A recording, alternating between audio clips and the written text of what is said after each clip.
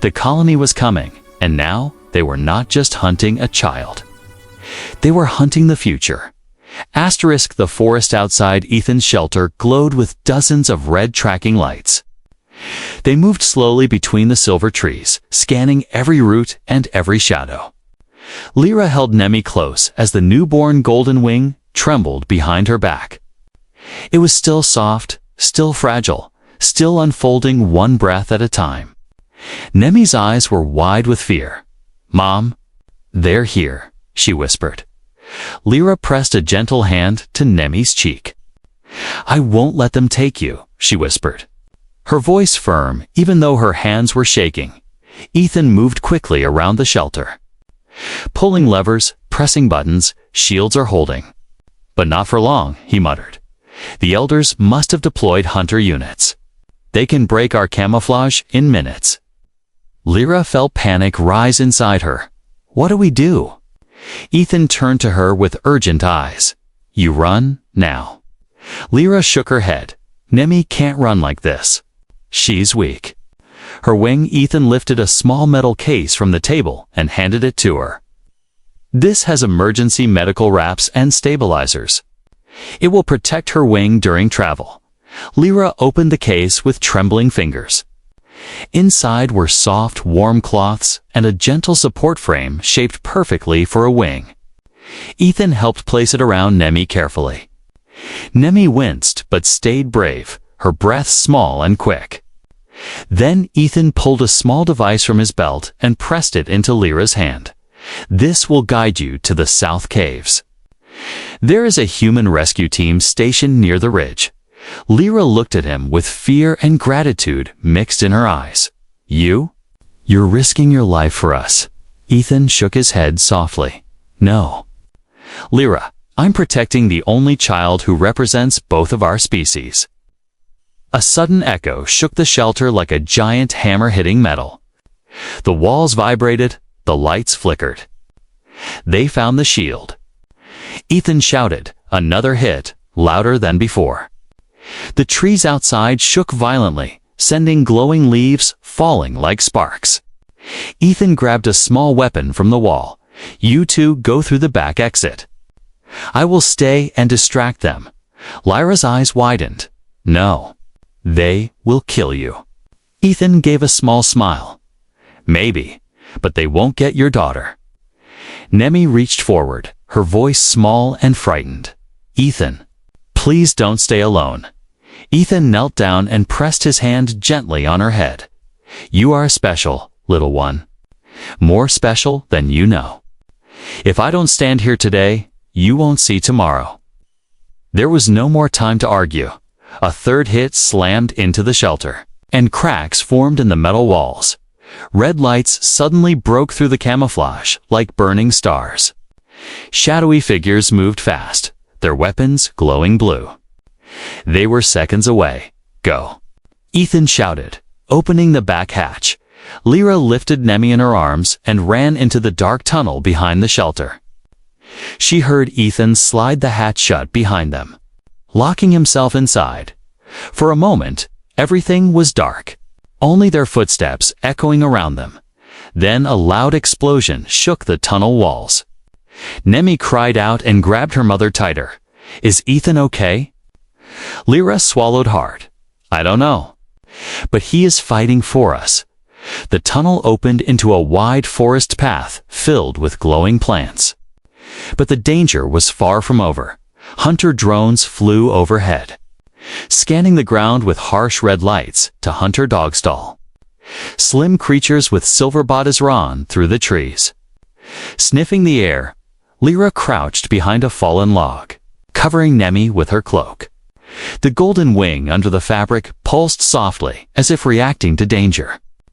Nemi looked at her mother with shaking lips. "Mom, I can feel something inside me, like the second wing is waking up." Lyra froze. "Now?" "Here, in the middle of a hunt." Before she could respond, a drone moved closer, its red lights scanning the fallen log. Lyra held her breath. She could hear her own heartbeat, loud and heavy.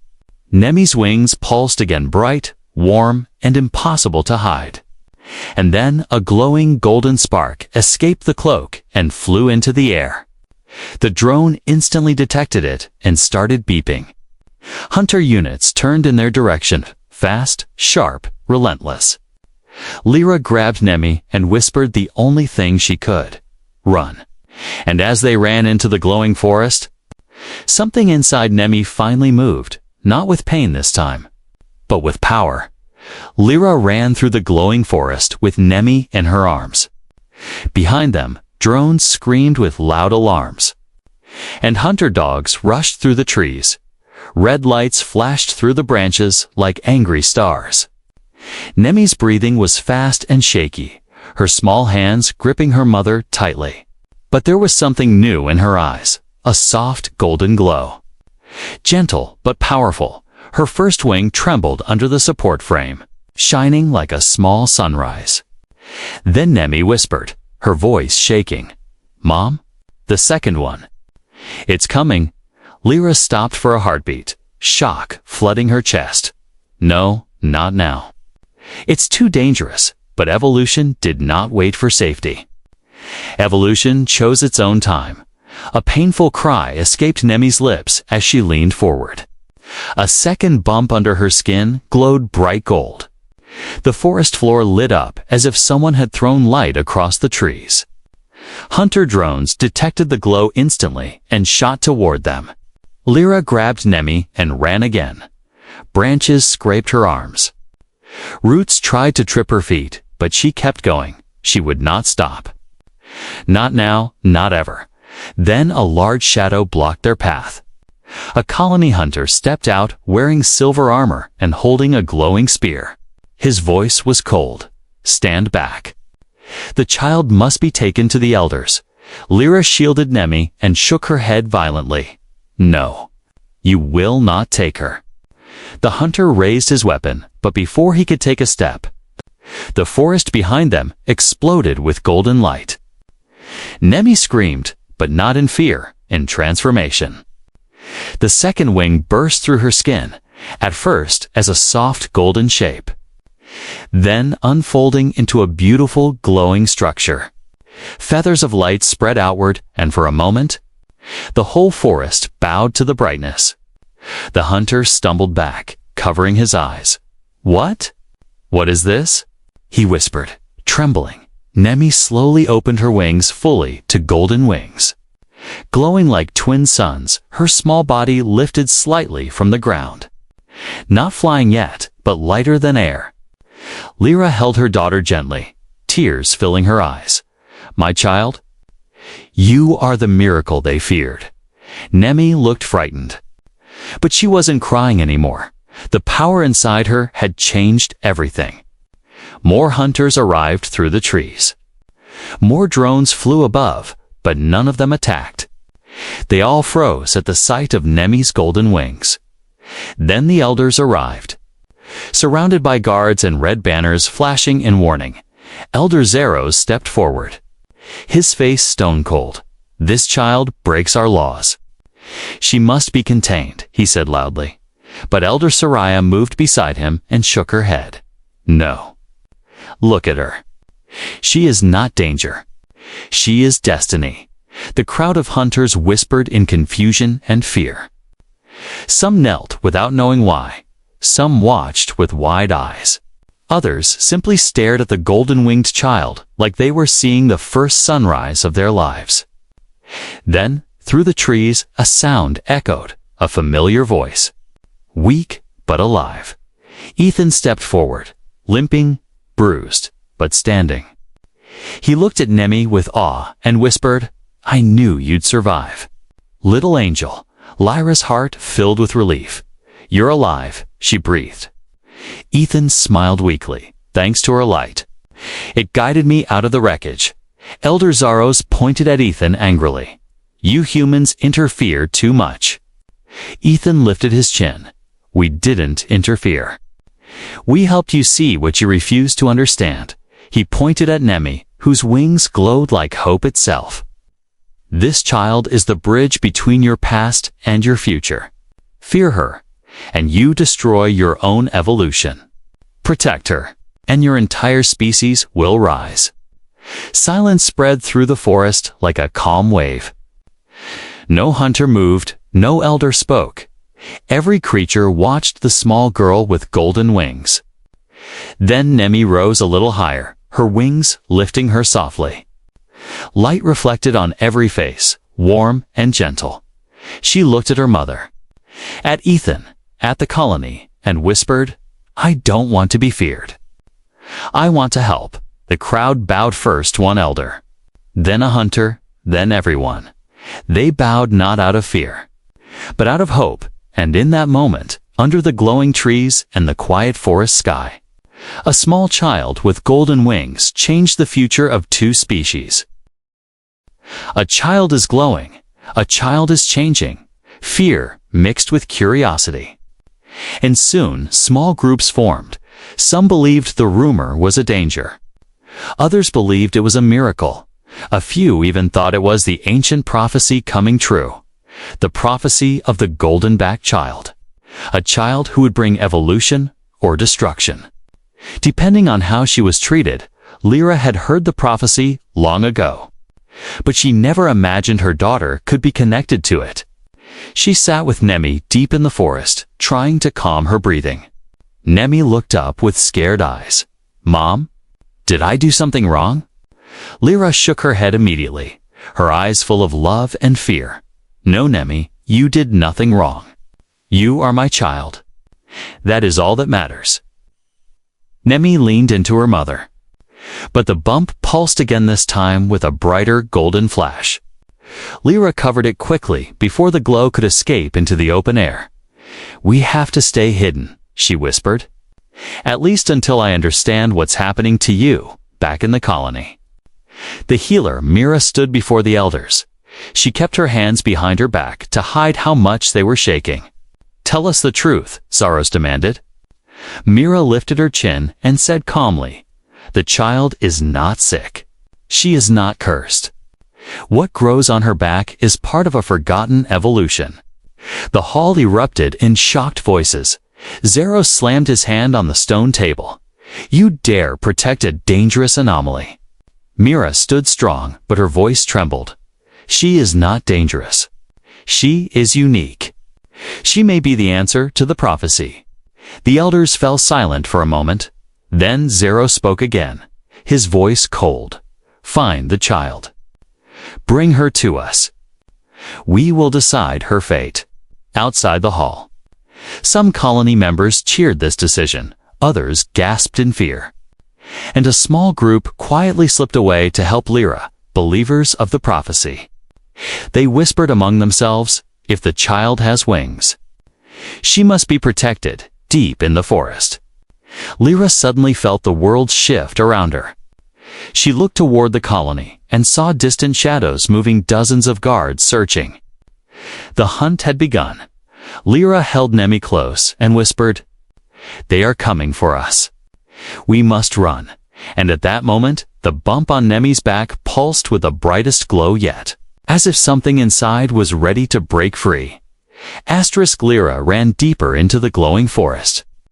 Pulling Nemi close as the silver leaves whispered above them, the air felt cold and heavy, and every sound made Lyra's heart beat faster behind them.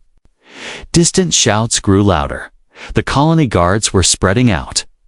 Moving through the trees like shadows, Nemi's small steps struggled to keep up. And every few seconds, she winced when the bump on her back pulsed with golden light. "Mom?" "It's getting stronger," she whispered, her voice shaking. "I know, my child." "Just a little more," Lyra replied. Her breath trembling, she did not know where to go. She only knew she had to keep Nemi hidden. At least until she understood what was happening to her daughter. Suddenly, the forest opened into a small clearing with old ruin stones covered in moss. Lyra stopped there, trying to catch her breath. But before she could decide her next move, she heard a voice behind her. A calm voice, not loud, not harsh. "Don't be afraid. I won't hurt you." Lyra spun around immediately. Pulling Nemi behind her, a tall human man stood near the tree line. Wearing a silver research vest and carrying scanning equipment on his shoulders, he raised his hand slowly. Showing he had no weapon, "My name is Ethan. I am part of the Human Colony Peace Project," he said gently. Lyra felt her throat tighten. Humans rarely visited this forest, and they were known for their sharp observation and advanced knowledge. If he had seen even one glimpse of Nemi's glowing back, everything could change. Ethan looked at them with clear concern in his eyes. "I saw a bright light between the trees." "It wasn't normal forest light," he said. Lyra stepped backward, gripping Nemi's hand tightly. "It was nothing," she lied, but her voice betrayed her fear. Ethan shook his head softly. "I'm not here to report you. I'm here because something is wrong, and you look scared." Nemi's back pulsed again, brighter this time, and a faint golden glow escaped the edges of her cloak. Ethan's eyes widened, not with fear, but with surprise and curiosity. "Wait, please. Let me help," he said slowly. Humans had studied alien biology for decades, and Ethan recognized patterns no one else could. That glow. "It looks like organic evolution, not disease," he said, taking a cautious step forward. Lyra felt torn. She did not trust humans easily, but Ethan's voice was calm, sincere. And Nemi was running out of time. Ethan kneeled down to Nemi's height. "Speaking softly, sweetheart, does it hurt?" Nemi nodded, tears forming in her eyes. "It feels like something is pushing. Like something wants to come out," she said. Ethan exhaled slowly. "I think I know what's happening, but I need to see it." Lyra hesitated, her heart shaking. But then she gently lowered the cloak from Nemi's shoulders. For the first time, Ethan saw the glowing bump clearly. His breath caught in awe.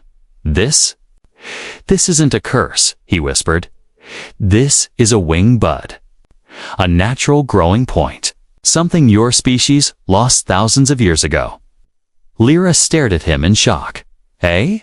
Wing?" Ethan nodded. "It's rare. Almost impossible. But evolution sometimes returns old traits when a species is ready for change." Before Lyra could absorb his words, a loud echo broke the moment. Voices, multiple voices, yelling through the forest. Lights from drones were cutting through the trees, moving closer. The colony guards had followed the same glowing trail Ethan had seen. Ethan stood up quickly. "They'll take her if they find her. Your elders fear what they don't understand." He pointed toward a hidden path behind the ruins. "My research shelter is close. I can hide you. I can protect her." Lyra looked at Nemi, then at the approaching guards. Fear pushed her forward. Hope pulled her forward. She grabbed Nemi and followed Ethan through the hidden path. As they ran deeper into the forest, Nemi's back pulsed again, not with pain this time, but with the first quiet stirrings of something alive inside her, something ready to awaken. Ethan's hidden shelter was built deep inside the forest, almost touching the roots of giant silver trees. Its walls were made of human metal mixed with alien stone, and soft blue lights glowed along the edges. Lyra stepped inside with Nemi, her hands shaking. She had never entered a human research place before. It felt strange, quiet, and full of machines she did not understand. Ethan quickly locked the door and activated a camouflage shield. The outside view blurred like fog covering a mirror.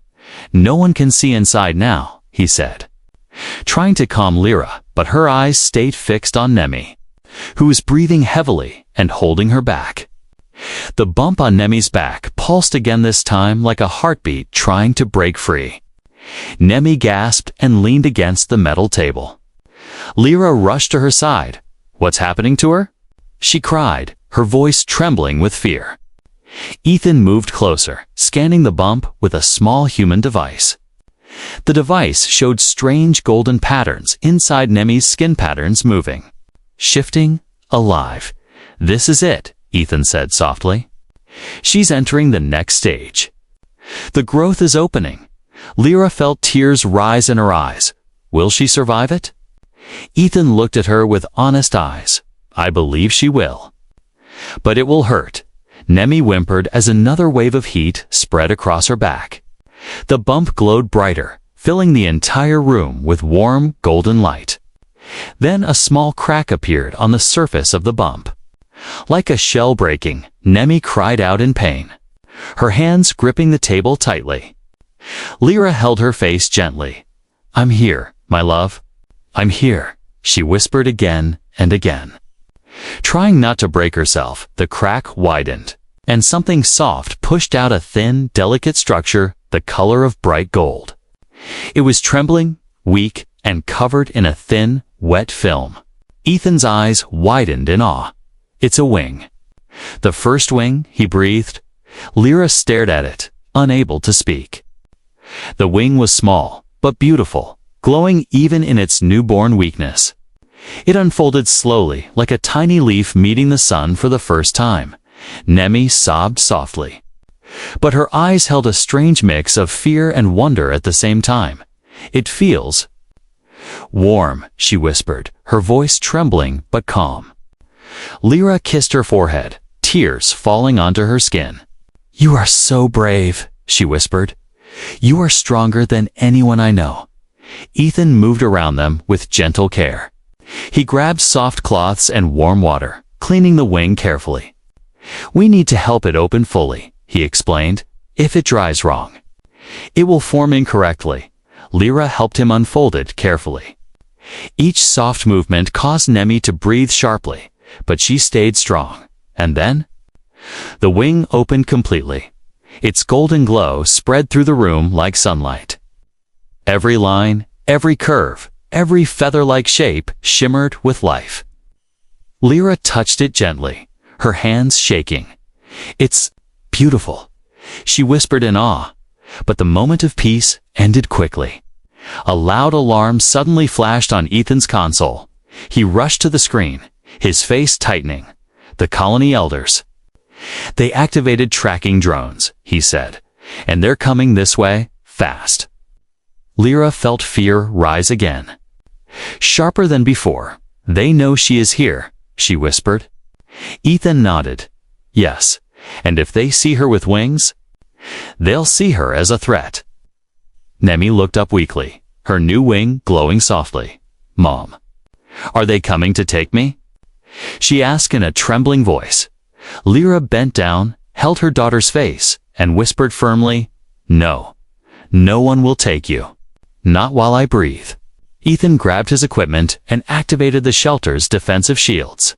But outside, dozens of red tracking lights began forming between the trees. The night was quiet in the small alien colony, and a soft cold wind moved through the narrow streets like a gentle ghost. Most families were sleeping, and only the glowing blue lamps on the walls were awake, spreading a dim light across the homes inside a small round house at the edge of the colony. An alien mother named Lyra slept with her young daughter Nemi. Lyra was tired after working the whole day, so her sleep was deep and peaceful. But in the middle of the night, something strange happened that broke the peaceful air. A very soft whisper touched Lyra's ears, almost like the sound of a leaf sliding on stone. Mom. The whisper said, scared and weak. Lyra's eyes opened slowly, and she listened again. Unsure if she was dreaming, then the whisper came again, shaking with fear. Mom, something is growing. On my back. Lyra sat up quickly, her heart beating fast. There was fear in her chest because her people believed that anything growing on the back was a dark sign. She turned toward her daughter and saw Nemi sitting on the bed, her small body trembling. The room was dark, but Lyra could see Nemi's wide glowing eyes filled with pain. Lyra reached for the small glowing lamp near the bed and tapped it twice. The lamp lit up slowly, filling the room with a soft blue light. As the light grew stronger, Lyra noticed that Nemi was holding her back with both hands. Let me see, sweetheart, Lyra whispered gently, trying to stay calm even though fear was rising inside her. Nemi slowly turned around and moved her long white hair to the side. Lyra leaned closer, expecting maybe a scratch or a bruise. But what she saw made her breath freeze. Right in the middle of Nemi's upper back, there was a small glowing bump. The bump was round, warm-looking, and it pulsed softly. Like it had a heartbeat, Lyra moved her hand closer, but stopped before touching it. The bump gave off a faint golden light that made the whole room feel strange and unfamiliar.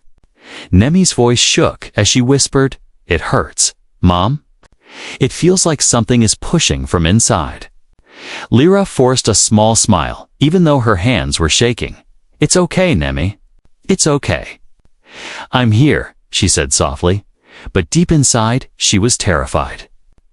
Her people believed that strange things growing on the body were a curse that could bring danger to the whole colony. Any child who showed signs like this was taken away by the colony authorities. Lyra remembered the stories told by the elder stories of children disappearing and families left crying without answers. She quickly wrapped her arms around Nemi and pulled her close. "Don't worry. Don't tell anyone about this, okay? I'll protect you," she whispered. Nemi nodded slowly and held on to her mother tightly. The glowing bump pulsed again. And Nemi gasped softly. Lyra knew she needed help. But she also knew that asking the wrong person could bring danger to her child. She decided she would secretly visit the old healer in the morning. The only person she trusted, the night around them seemed suddenly colder, as if the darkness was listening to their fear. Lyra kept holding Nemi, rocking her gently. Trying to calm her trembling body, the house was quiet again. But the silence did not feel safe anymore. Then, a noise broke the silence. Outside their door, something or someone moved quietly. Lyra froze, her breath held inside her chest. Was it the wind? Or had someone heard Nemi's whisper? The glowing bump on Nemi's back pulsed again, brighter this time. Lyra looked toward the door with wide, alert eyes. And for the first time in her life, she felt that the entire colony was about to change because of one small whisper in the night. If you want part 2, just say "Start part 2" and I'll write 600 more words, even more unique and suspenseful. You said, "Start with part 2, more unique 600 words," ChatGPT said. Here is part 2, 600 words, more unique, more suspenseful, simple English, third-person style. Strong emotional pull for your HFY Sci-fi audience. Part 2. The secret spread through the walls, 600 words. The morning sun rose slowly over the alien colony, painting the sky with soft purple and silver colors. But inside Lyra's house, there was no warmth, no peace. Lyra had not slept even for a minute. She sat beside Nemi the whole night, watching the glowing bump on her daughter's back pulse like a silent heartbeat. Every time it glowed brighter, Nemi winced and held her breath. Lyra felt helpless but determined. She knew she had to find answers, and she knew only one person in the entire colony could help without judgment: the old healer.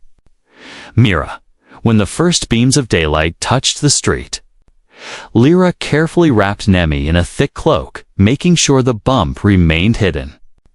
Nemi held her mother's hand tightly as they stepped outside. The colony was slowly waking up, and people were starting their day. Some aliens were cleaning the glowing street stones. Some were carrying water jars, and some were opening their shops. But Lyra kept her head low and moved fast. She did not want anyone to notice the fear on her face or the strange glow coming from under Nemi's cloak. They reached the healer's hut at the far end of the colony, a small place built with ancient stones and old memories. Lyra knocked softly, and the old wooden door creaked open. Healer Myra appeared, her silver eyes sharp but gentle. When she saw Lyra's worried face and Nemi hiding behind her, Mira understood something serious was happening. Inside the hut, the air smelled of herbs and warm smoke. Myra guided Nemi to a small bed and asked her to remove the cloak. When the glowing bump came into view, Mira stopped breathing for a moment. Her hands shook slightly as she leaned closer. "This is not a curse," she whispered. "This is something else. Something old. Something forgotten." Lyra felt her knees weaken. "What do you mean?" she asked, her voice trembling. Myra looked at Nemi with eyes full of awe and fear. "Our ancestors told stories of children like this.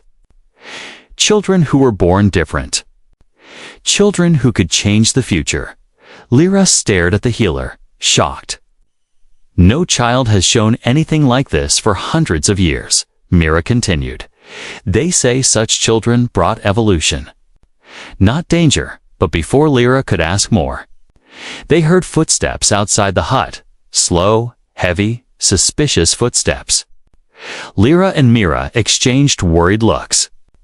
Someone was listening. Someone had been following.